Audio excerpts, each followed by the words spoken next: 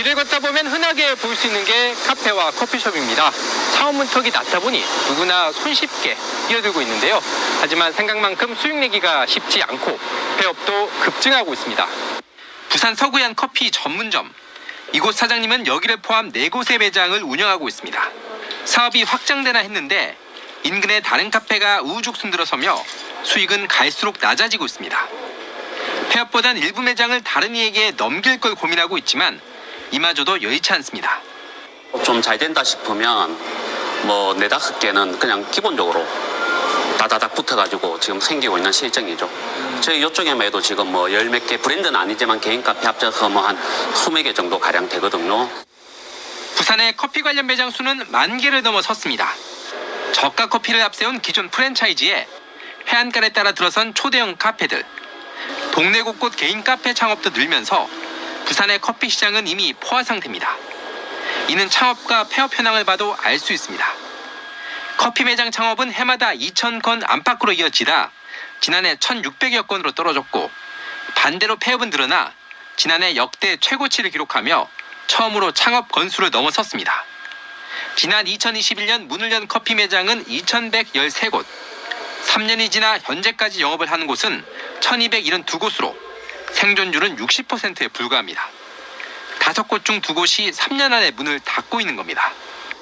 소규모 자본으로도 창업할 수 있어 경쟁이 매우 치열한 데다 최근 국제 원두 가격 및 인건비 상승, 이자 비용 증가 등도 상당한 영향을 미치고 있는 것으로 보입니다.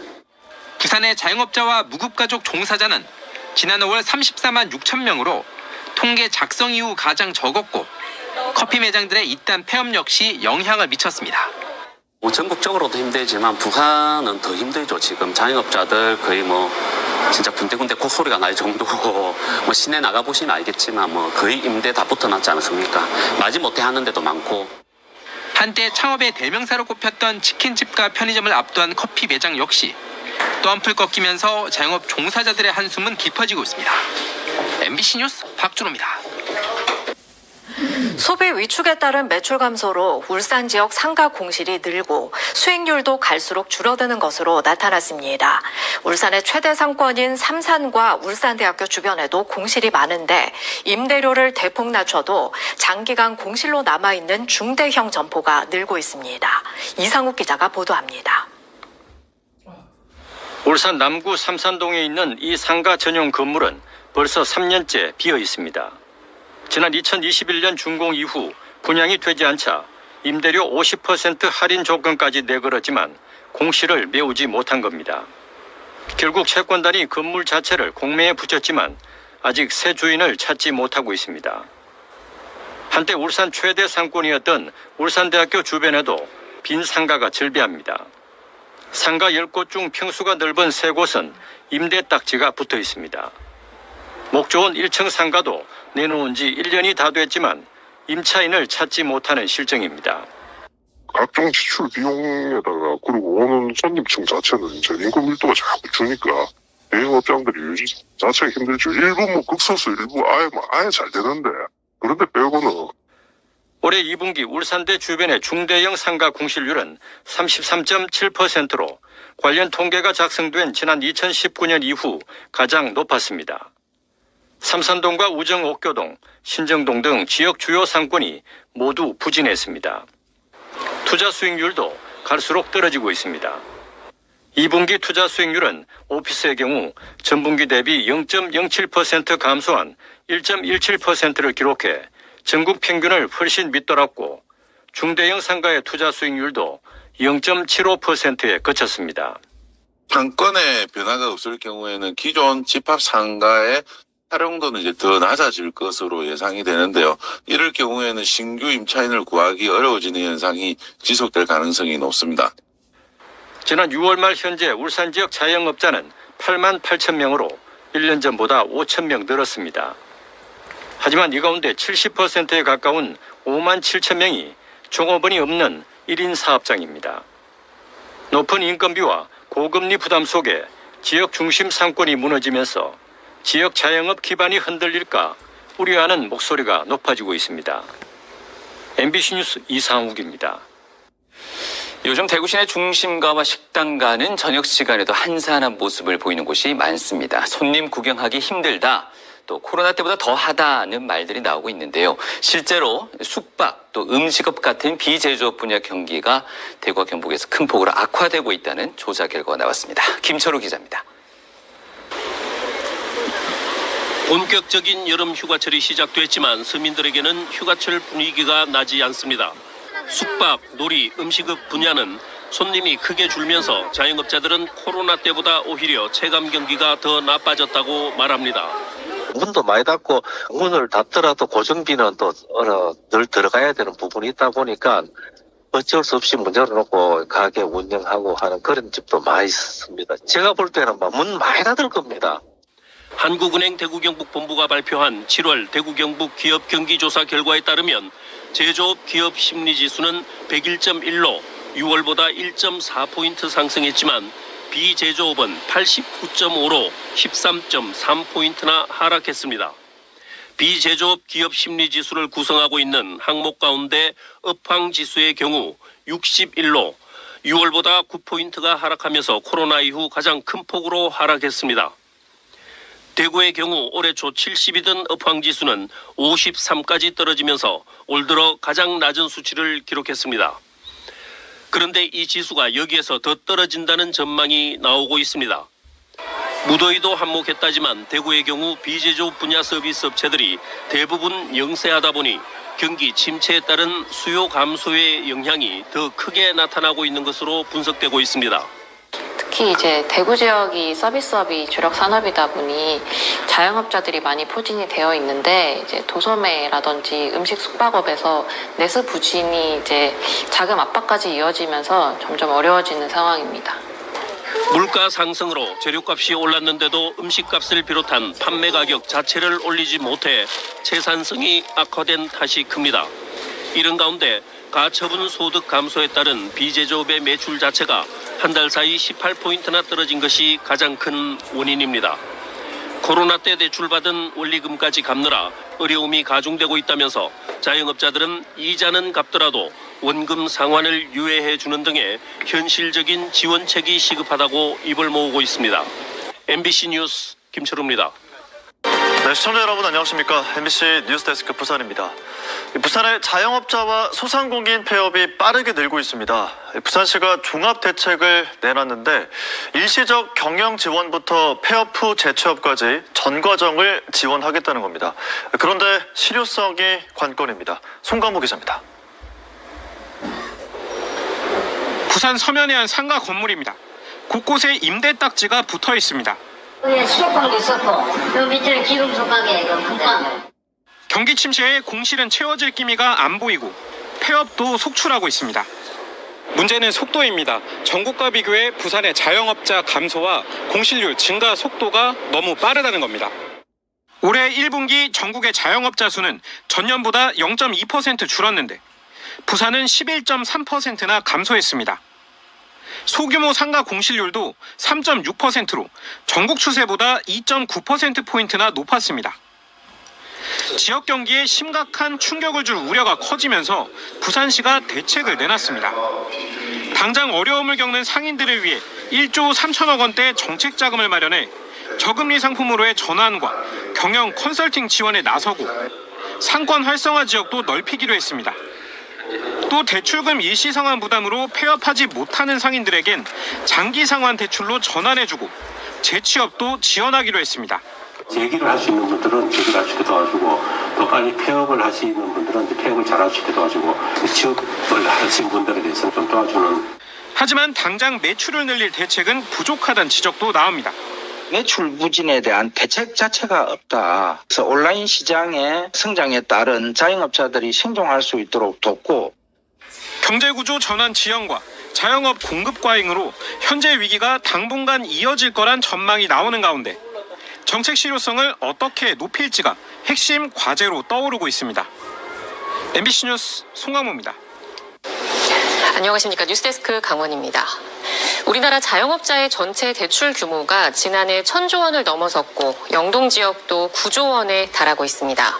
최근 고금리 기조에 취약해진 자영업자가 늘어 자영업자에 대한 지원 대책이 강화될 필요가 있습니다. 홍한표 기자가 전해드립니다.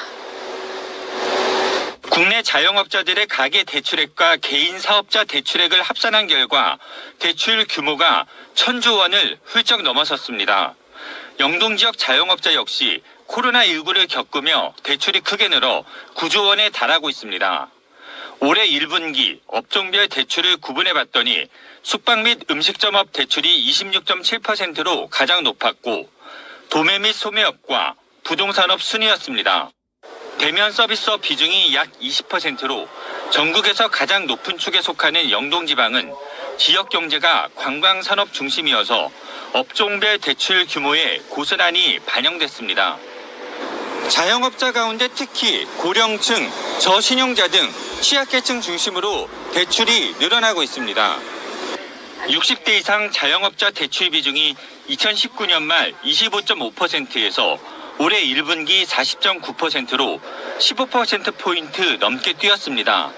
저신용, 저소득층이면서 대출을 받은 금융기관 수가 3개 이상인 다중채무자는 2019년 대비 올해 1분기 62.5%, 이들의 대출 잔액은 65.4%나 급증했습니다. 그 결과 대출을 연체한 자영업자는 2022년 2분기 1.11%에서 올해 1분기 4.51%로 4배 이상 확대됐습니다. 최근 장기화된 고금리 기조에 이자 부담이 커지며 자영업자를 위협하고 있습니다. 고금리로 이자 상환 부담이 늘어남에 따라 영동 지역 자영업자의 소득을 제약하고 있습니다. 이는 그들의 소비 및 추가적인 고용을 감소시켜 영동 지역 경제 전반에 악영향을 미치고 있습니다. 이를 해결하기 위해서는 우선 금융지원 대책 등을 활용해 재무 구조를 개선할 필요가 있습니다. 저금리 대환 프로그램, 새출발 희망 프로젝트 등 정부 지원으로 상환기간 연장, 금리 인하 등의 효과를 도모할 수 있습니다. 민간 소비의 최근 둔화 등으로 일시적 어려움을 겪고 있는 자영업자는 정부에서 시행하고 있는 대환 프로그램 그리고 대출 만기 연장 등을 통해서 그들의 채무 부담을 완화시키고 대출 건전성을 제고할 필요가 있습니다. 상환 능력이 크게 떨어질 경우 새출발 기금 등을 활용해 채무를 조정하고 취업, 교육 등 재기를 위한 구조조정 역시 고려해야 합니다. MBC 뉴스 홍한표입니다.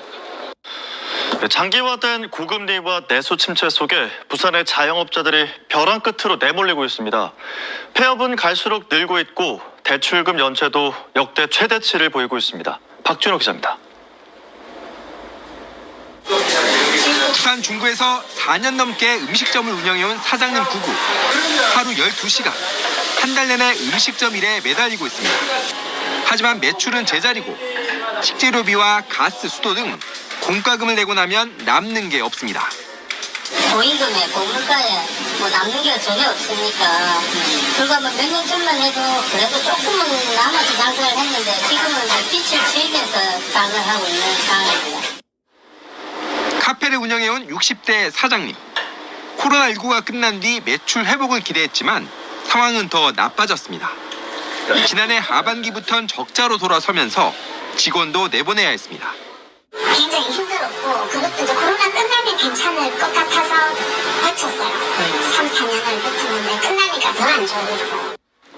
부산의 자영업자들의 위기감이 갈수록 커지고 있습니다. 고금리의 내수 침체, 물가 상승까지 겹치면서 폐업이 급격히 늘고 있습니다. 지난 2020년 2,800여 곳의 일반 음식점이 문을 닫았는데 지난해엔 3,700여 곳으로 29% 증가했고 카페나 패스트푸드점 등 휴게 음식점 폐업은 1,200여 곳에서 지난해 1,900여 곳으로 53% 증가했습니다. 경기 침체에 따른 내수 부진이 악화되면서 자영업자들이 벼랑으로 내몰리는 겁니다. 대기업이라든지 중견기업은 수출로부터 큰 혜택을 볼 수 있지만 자영업자는 소비가 증가되어져야 되는데 우리나라 전반적으로 소비 증가가 여전히 좀 덜이겠죠. 대출을 감당 못해 신용보증재단이 대신 갚아준 금액 역시 부산에서만 지난해 1,347억 원, 올해 상반기에만 1,110억 원에 달해 역대 최고치입니다. MBC 뉴스 박준호입니다. 음식을 배달이나 포장으로 주문할 때 스마트폰 배달 앱 많이들 쓰시죠. 우리나라 배달앱 1위인 배달의 민족이 중개 이용료를 다음 달부터 9.8%까지 올리기로 해 가뜩이나 힘든 자영업자들이 반발하고 있습니다. 배달 노동자들도 마찬가지라는데 이상훈 기자가 이들의 목소리를 들어봤습니다. 아파트 단지 상가에 있는 프랜차이즈 커피숍. 합리적인 가격에 맛과 서비스도 좋아 매장 내 주문뿐만 아니라 배달 주문도 많은 곳입니다. 배달의 민족 주문. 배달의 민족 앱을 통해 커피 석 잔 배달 주문이 들어옵니다. 이러면 업주는 배민 중개 이용료 6.8%, 업주가 내는 배달료, 결제 정산 이용료, 부가세 등 약 20%가 배민으로 빠져나갑니다. 매달 88,000원씩 배민의 광고비도 냅니다. 여기에 카드 수수료, 원재료값, 전기 수도료, 인건비, 임대료 등은 업주의 별도 부담. 이런 가운데 배민이 다음 달 9일부터 중개료를 9.8%로 현행보다 44%나 올리기로 해 부담은 더 커집니다. 저희가 직접적으로 만드는 재료비에 기타 등등 수수료, 그다음에 저희 인건비 전부 다 이렇게 포함해서 하는 거라고 치면은 50% 미만으로 나간다고 보시면 됩니다. 배달 노동자들도 결국은 함께 피해를 보게 될 거라며 반발하기 마찬가지입니다. 수익률을 높이겠다라는 취지에서 이제 수수료를 인상한 것이고, 결국 그렇다고 하면 배달 노동자에게 지불되는 운임에 있어서도 이것을 더 낮출 가능성을 강하게 내포하고 있는 것이라. 배달 중개료 인상은 자영업자들의 부담으로 이어지고 이는 결국 음식값 등 물가 상승으로 이어질 수밖에 없어 규제할 필요가 있다는 목소리가 높습니다. 플랫폼 기업이 갖고 있는 독점 현상, 이 독과점 현상에 대한 규제를 하는 지금 현재 법 제도가 없는 겁니다. 그래서 이것을 규제할 수 있도록 정부와 국회가 이 법안을 마련해야 된다고 생각합니다. 이에 대해 배달의 민족은 이용료 인상은 업계 2위인 쿠팡이츠와 동일한 수준이고 배달비 인하 등을 반영하면 인상률은 최대 7.9%라고 해명했습니다. 그러나 참여연대 민생희망본부 등은 배민이 시장 지배적 지위를 남용해 중개 수수료율을 올리는 등 공정거래법을 위반했다며 공정위에 신고하겠다고 밝혔습니다. 이런 가운데 정부 서울청사에선 배달 플랫폼 업체들과 소상공인 연합회 등으로 구성된 상생협의체가 뒤늦게 출범해 오는 10월 중 상생안을 도출할 예정입니다. MBC 뉴스 이상훈입니다. 지난해 폐업 신고를 한 사업자가 역대 최대 폭으로 증가했습니다. 내수 부진에다 고금리 현상까지 길어지면서 소상공인들의 폐업이 증가한 건데요. 당장 이런 요인들을 상쇄할 뚜렷한 반등 요인도 없어서 올 하반기에도 이 같은 상황은 계속될 것으로 보입니다. 이상훈 기자입니다. 16,700제곱미터 규모의 창원시 합성동 지하상가. 상가 입구부터 문 닫은 점포가 잇따라 보입니다. 두세 곳 걸러 하나씩 점포가 비었는데 비닐과 현수막으로 내부를 가렸습니다. 새 점주를 구한다는 안내문이 곳곳에 붙어 있지만 제때 점주를 구하지 못하고 있습니다. 새를 갖다가 놀리더니 다른 분들한테 참고를 해가지고. 시외버스 터미널을 낀 지상의 상권도 크게 다르지 않습니다. 유동 인구가 많은 터미널 바로 옆 핵심 상권인데도 1층부터 4층까지 건물이 통째로 비었습니다. 대로 맞은편에 있는 1층 가게에도 임대 광고가 곳곳에 붙어 있습니다. 직업이 폐업률이 더 많습니다. 그래서 고금리 또 상환 대출 안 되는 분들, 원금 상환 이제 같이 해야 되는 분들은 더 이상 가게를 하지 못하고 폐업을 많이 하고 계십니다. 국세청 국세통계에 따르면 지난해 폐업 신고를 한 사업자는 98만 6천여 명으로 100만 명에 육박했습니다. 2022년보다 11만 9천여 명이 증가한 것으로 관련 통계 집계 이후 가장 많았고 폐업 이유는 사업 부진이 가장 많았습니다. 업종별로는 소매업 폐업이 가장 많았고 서비스업과 음식업 등 내수와 직접 연관된 업종의 폐업도 많았습니다. 전문가들은 고금리 장기화에다 내수 부진까지 겹친 소상공인들의 어려움이 반영된 결과라고 분석합니다. 음식, 숙박업, 도소매업 등을 중심으로 내수 부진은 계속되고 있어 이 같은 추세는 당분간 계속될 공산이 큽니다. 장사도 잘 안 되고 갚아야 될 돈은 많고 거기다가 또 고금리 기조가 유지가 되면서 이중 삼중으로 힘드신 구조인 것 같습니다. 그동안 힘들었던 부분을 충분히 상쇄하고도 남을 만큼 매출이 신장이 되게 되는데 그러기에는 반면 기획재정부는 최근 발표한 경제 동향에서 내수 회복 조짐이 가세하며 경기 회복 흐름이 점차 확대되는 모습이라고 긍정적으로 전망했습니다. MBC 뉴스 이상훈입니다. 지난해 폐업 신고를 한 사업자가 역대 최대 폭으로 증가하면서 연간 100만 명에 육박한 것으로 나타났습니다.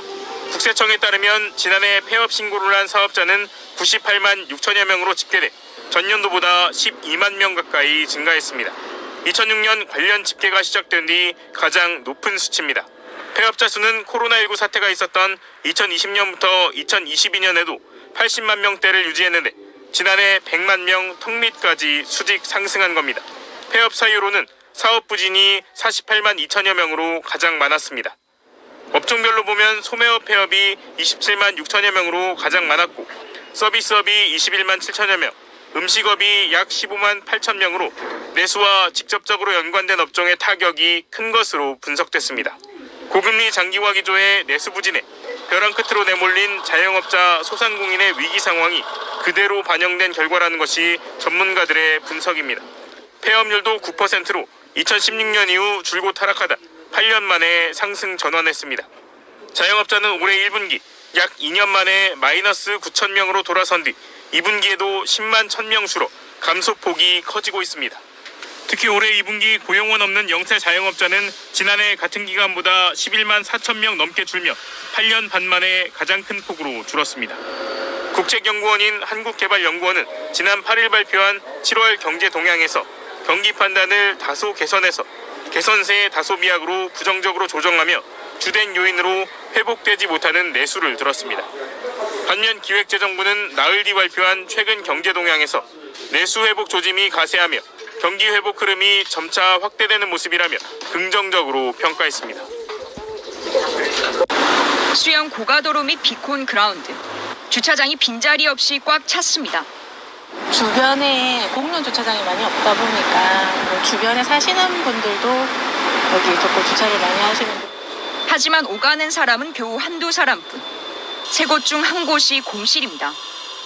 이 점포도 간판만 남아있을 뿐 안은 텅 비었고 문은 잠겨 있습니다. 지난 2020년 쇼핑과 행사, 창업기업 등 부산의 대표 복합 문화공간으로 키우겠다며 부산시가 조성한 이곳. 하지만 컨테이너 박스들은 도로를 끼고 떨어져 있고 방문객을 끌어모을 특별한 요인도 없습니다. 가장 해결이 안 되는 게 교통 체계가 바뀔 수 없는 상이다 보니 폭은 좁고 차량 통행도 하고 어쨌든 활성화를 하기가 어려운. 활성화 대책으로 내놨던 행사조차 운영 기간이 바뀌면서 지난 4월까지 단 한 차례도 열리지 않았습니다. 아니 폐업한다니까 상상 안 되지. 행사 해봤자 와서 욕만 더 하겠어요. 왔는데 아무것도 없는데. 매년 예산이 투입되는데도 현재까지 방문객 통계도 수요 예측값도 없어 실태 파악도 구체적인 대책도 기대하기 어려운 상황. 열린 개방된 공간이어서 왔다 갔다 하시는 분들은 체크는 어렵지만 주차 수입과 임대 수입에 대한 수입 그 예측을 기대하고 있죠. 지금까지 투입된 예산만 133억 원. 지난 5년간 이 중 단 10%만 걷어들였는데 60% 이상이 주차장에서 나왔습니다. 이런데도 부산시와 시설공단 측은 행사를 통해 이곳을 활성화시키겠다는 입장만 반복하고 있습니다. MBC 뉴스 조민입니다.